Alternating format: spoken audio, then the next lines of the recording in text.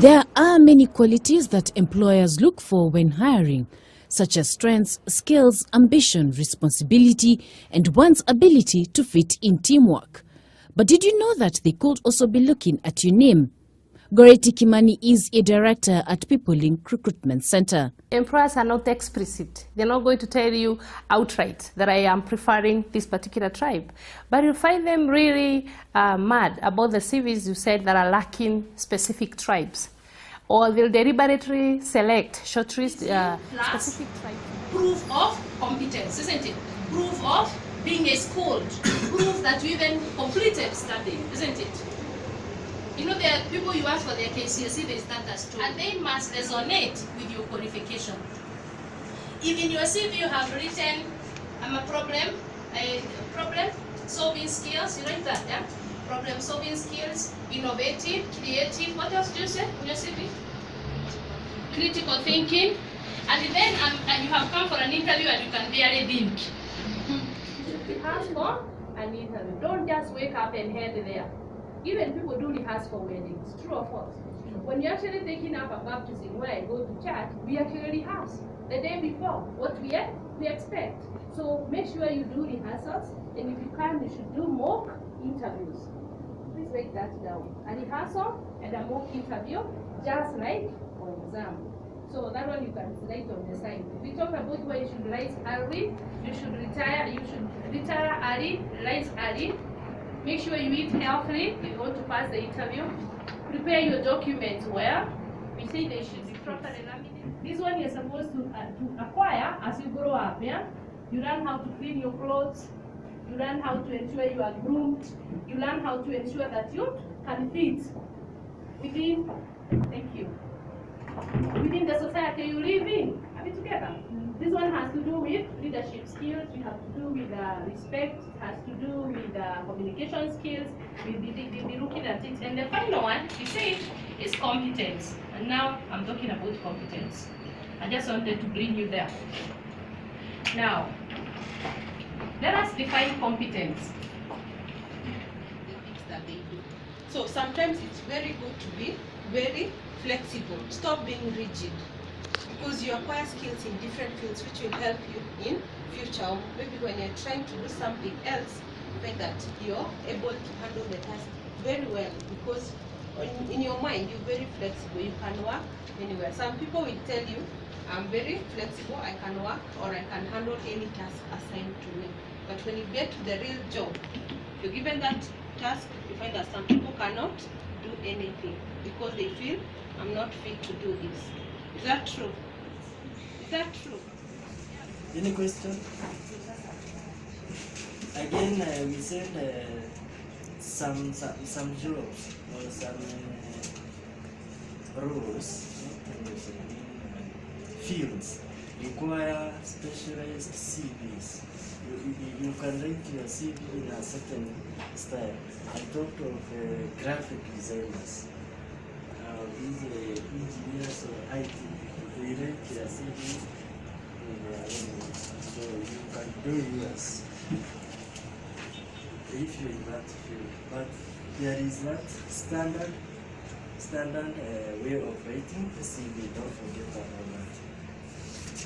I hope there is no question about the CV writing, what you should improve, what you shouldn't.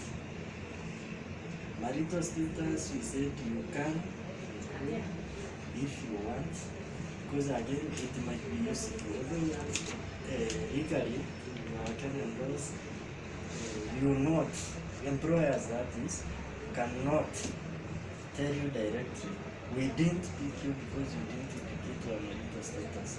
But there are those who want married people. They think married people are more mature than the single ones. On closing the sale. So that's all about a client can sense if you are being genuine during the sale process. In other words, it's important to convey the client that you care about their business and not just the deal. Coming off too calculated can turn people off. However, remember that there is nothing wrong with being prepared. It's okay to appear like you are ready for every question that comes your way. Just simply don't act like you don't care about the customer. Be best interest. Number 3, create a sense all employees around you. The first one, never personalize criticism. I said it's always good to get feedback. Feedback can either be positive or negative. So if you get negative feedback, which sometimes is defined as criticism, whether you're giving or receiving criticism, it should be based upon observed actions and results, not intent. It is impossible to know the motivations behind any activity. Only the physical actions and outcome of the act. It's impossible to know the motivations behind any activity. You can only tell about the physical actions and the outcome. Nancy Mugono. I've known Peoplelink for quite a while. I knew Peoplelink through Lillian, who is an employee of Peoplelink. I've gotten 2 workplaces through Peoplelink, and they have really assisted me. It takes a very short time to get a job when you come to Peoplelink, so they've been of very much assistance. And my advice to the job seekers is that don't look for a recruitment agent. Just go to Peoplelink. Now, looking at those disorders on the video wall, are there some that we can identify with and at some point in our lives do go through? Yes, definitely, Maya. There are quite a lot. Actually, almost all of them, we can identify with them. For example, in this country, gabbering is all over. If you're finding even college students are gabbering, they are gabbering away the school fees. And the unfortunate thing is that you can gabble on phone. So, and now we're doing money transfer through phone. So every coin that comes to the phone, you're hoping that it will multiply. The moment you started to expecting money to show up. Now, the other one is Ponzi schemes, the pyramid schemes. You know, it's interesting. People don't actually think twice before they put in their money. They don't even seek counseling as far as the impact of their money behavior is concerned. And then you find people turning around and asking the government to help them, and the government was actually not there when they were making the interesting financial decision. Now, why would people be doing some of these things, Maya?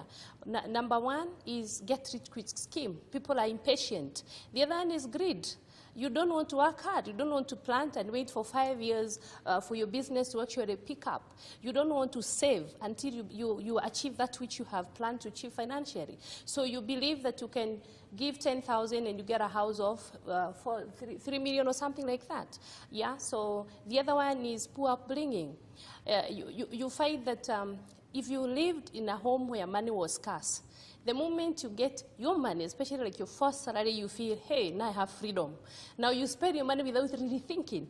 By fifth, you find you have not paid rent, you have no commuter fee, you have no food, and now you're in crisis, and before long, you're busy borrowing from your friends, you're in trouble with your boss, you steal from your boss, and all kind of money ideas, fraud and everything comes around. So again, if the poor upbringing is not just where money was scarce. It could also be where money was in abundance.